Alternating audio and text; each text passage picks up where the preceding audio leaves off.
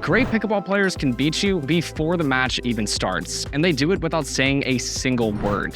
And just like any sport, half the game of pickleball is the mental side of it. So we're going to show you 5 ways to get inside of your opponent's head just by how you play. But before we dive in, I'd like to thank Momentous for sponsoring this video. Shay and I both have been taking creatine for a few weeks now, and the difference in our training and energy has been substantial. The secret are these Momentous creatine chews. Each of these holds 1 gram of CreaPure creatine, which is the gold standard in the industry. It's trusted by over 200 professional and collegiate teams, so you know that their stuff is legit. On top of that, they're NSF certified for sport, so we know there's no hidden fillers or additives. The best part about these chews is that they're so easy to make a daily habit. The biggest problem I had with shakers and powders is the friction it creates each day made it so that I ended up not being as consistent about getting my daily creatine. But now, just when I pop a couple chews, I'm good to go for the entire day. They taste great and are incredibly high quality. So if you want to see the difference for yourself, check out Momentous's creatine chews using our link below. You'll get 35% off your first order just for using code CRACKEDPICKLEBALL at checkout. Thanks to Momentous again for sponsoring this video, and let's get back to it. The first way to get inside your opponent's head and win the match early on is by winning the warm-up. And here's what that looks like. Your warm-up tells your opponent what kind of match they're in for before it even starts. And to really show them what you're capable of and get them intimidated of you before it starts, we need to be playing athletically and playing at our highest level even before the match starts during the warm-up. Almost every player warms up before a match, but very few actually take it very seriously and execute proper form during the warm-up. Most players like to hit a few balls lazily, maybe hit some shots that they need to practice, but they don't treat the warm-up like it's in the middle of an important point during the match. And the reason that's important is because we want to show our opponents what we're capable of, so they know they have to at least match our level of performance in order to start to compete with us during the match. One of the key ways to implement this into your warm-up is to be incredibly intentional with every shot that you pick. Don't just start hitting drops, hit targets with your drops and really aim precisely so you can practice what you're going to be forced to do during a match.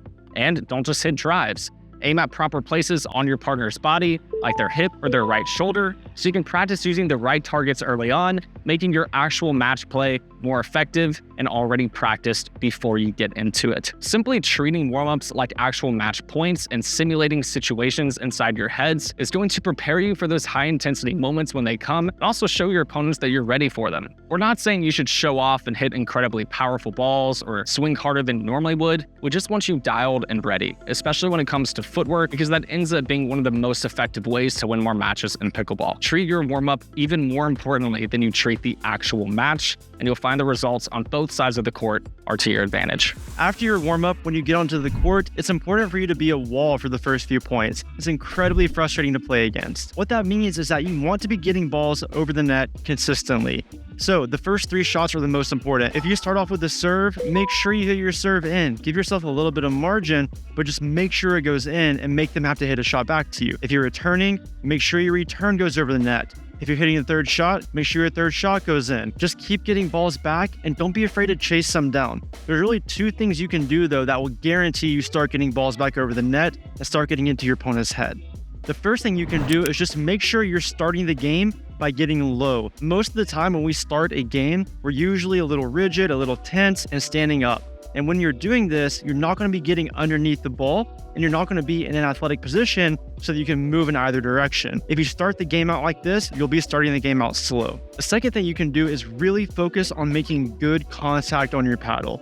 The majority of balls that you're hitting into the net or out of bounds are balls that are hitting around the outside of your paddle. If you really intently focus on getting those shots to hit the middle of your paddle, more often than not, they're going to be going over the net. Additionally, on these early crucial points, it's smart to be aiming towards the center of the court where you have the most margin and you're not hitting stupid balls out of bounds just because you're trying to hit a winner down the sideline. Nothing will kill your opponent's momentum faster than when they hit what they think is a winner that you easily get back over the net. If you can just get the first several shots over the net and show your opponent that you're here to play, you're definitely going to be getting in their head.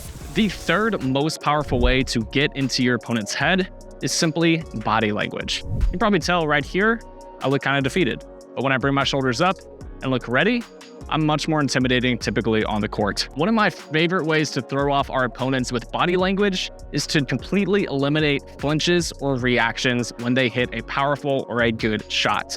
I don't like to show my opponent that I'm impressed And that kind of implies that, hey, I'm used to seeing the kind of weapons that you have, and I'm ready to counter them. So it makes them want to hit even harder, even faster, and even tighter angles. And typically that means they're going to make more mistakes. So the simple tool is to stay more steady during a match. And here's how to do it. The first scenario we see players overreact to their opponent is when they hit an impressive shot or a winner. Now, I'm not saying it's a bad idea to compliment your opponents or appreciate an incredible shot that they hit, but our point is we want to make sure that the playing field looks level and we're not totally intimidated or scared just because they're capable of a couple shots that we may not have in our arsenal. So for example, if our opponent hits a very powerful ball down the line as a winner, we may even congratulate them, but you better believe next shot, I'm going to be just as ready and not intimidated by that powerful ball coming down the line. And I'll show them that I'm capable of getting it when they try it again, forcing them to try even harder to beat me or get more intimidated by our presence. Or another very common area I see players scared on the court is when their opponent hits an incredible serve. If your opponent hits a very powerful ball and you're forced to back up, try not to look intimidated and scared that your opponent's going to take advantage of that serve. Instead, back up, react calmly, keep your heart rate low, and simply redirect the ball back towards its destination. Basically, don't let your opponent's power or incredible shot throw off your entire game. Stay steady. And there's one other even better area I'd like to show less reaction than normal. In pickleball, we'll find ourselves up at the kitchen in hands battles incredibly often. But the biggest thing we can do to not only throw off our opponents, but benefit our reaction time is never flinch. So just because an opponent is speeding up at you, we don't want to back up and make this huge dramatic motion. Instead, we want to avoid the flinch entirely and simply counter. Even if they hit a winner, we don't want that to make us scared of the next speed up that they hit. Try to think through the shot more logically and realize that there's more time than you're probably thinking to react to a ball, even if someone speeds up directly at your body. High-level players are looking for their opponents to speed up because it's actually a perfect counter, not a reason to flinch and give up the point. If we can show our opponents early on that we're not scared of their speed ups, we've eliminated a huge weapon that most players use to win points. And typically, that throws them off right when the match begins. And just not to leave you in the dark, I want to give you 1 or 2 tips that help you not to flinch as often, since it's a really common problem. First of all, you can buy yourself more time than you think by getting low and ready. We talk about it in pretty much every video that we make. By trading this time and space and getting our paddle in the right position, we allow ourselves more time to react well and counter a shot, reducing our chance to flinch. And the next way to prevent flinching is to read the shot before it happens, so we're already mentally prepared. For example, if our opponent's paddle is low, they're likely about to speed up when they're at the kitchen line, so we can go ahead and prep ours high and buy ourselves a lot of time to react, again, reducing our chances of flinching. Also, when our opponent's paddle is high at the kitchen line, they're probably about to hit down at our feet, so instead of reacting and jumping, we simply prep our paddle low, prepare, and counter. It's pretty simple, but flinching really comes down to reading the play and giving yourself enough readiness so that you don't have to worry about it at all. It takes some practice, but reducing the amount that you flinch is a great way to win the match right when it starts. This next one is ruthless, but is really effective. Just find out what your opponent's weakness is and then keep going there. Every player has a weakness, and if you target it over and over, it will destroy their confidence. In practice, you want to be spreading out your shots evenly to get a lot of different looks from a lot of different positions. So if I have like a drilling partner or I'm in rec play, I want to hit middle shots, sideline shots, just kind of whatever to get a bunch of different looks. But if I'm in a proper match against an opponent and the game matters, I really just want to figure out what their weakness is and then target that over and over and over again. For most players, that's going to be their backhand around the kitchen line. So anytime you get up here to the kitchen line, you want to be targeting their backhand until they can prove that they can handle it. Especially in games where your opponent's team has a weaker partner, it might be an unpopular opinion, but if you want to win those games, you should just target the weaker player over and over and over again. This has the added benefit of getting someone used to hitting their worst shot, and then they start to lean that direction, which then opens up every other shot that you have. So for example, if someone is really uncomfortable with their backhand, they'll start to shade that way, which then of course opens up their forehand. The more that you can get someone to overcompensate for a shot that you keep taking advantage of, the more opportunities you'll have to attack them with other shots. And it's really important when you start getting that momentum and you start seeing them make mistakes, just keep going there and don't start mixing it up just because. The final way to beat your opponents at the mental game is to remind them that they're facing a team and not just two players as individuals. When you start acting like a team against your opponents, it reinforces the idea that we are here to win and that we're going to work together to beat you. Let's show you how to do that even more effectively. The first way I encourage players to work together as a team is simply by creating a more positive energy on the court. It's funny how overlooked this is in pickleball because I think most people consider it a social sport, but when we actually play a match, we sometimes forget that there's another person on the side of the court who's working just as hard as you are to win the match. So when they hit a great shot, I'll say, hey, great shot, Shay. Let's go. Let's keep it going, buddy. And if they hit a bad shot, I'll say, hey, no worries, shake it off. Let's keep it going. The worst thing you can do on the pickleball court is simply go through the motions and walk through the points without ever acknowledging your teammate on the other side of the court. They account for at least 50% of all that happens on your side of the court, so it's important to work with them and encourage them to help them beat the other team.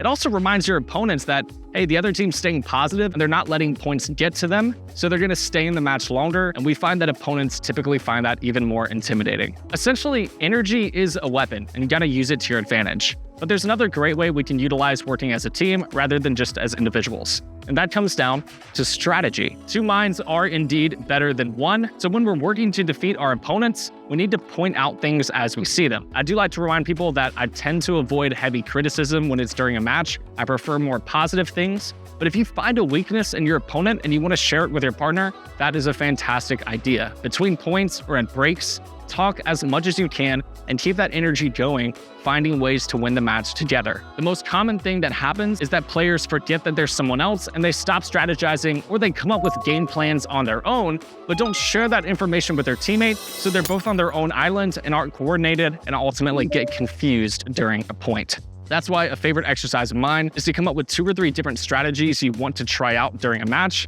and simply execute them during the match. An example could be shake and bake, where one player drives, one player attacks and poaches at the kitchen line. Another example could be the drop and then speed up play, where one player drops and then the next all of a sudden speeds up with power when the opponents least expect it. There's all kinds of options, but keeping that synergy going and showing your opponents that you're thinking, not just playing, makes all the difference in their heads. Now you know the top 5 ways to win the mental game in pickleball. And if you like our content, consider checking out more of our stuff. We've actually got a video right here for you that you can watch after you subscribe to us because you like pickleball. That one's for you, Philip. Philip? Pickleball. Philip? Philip?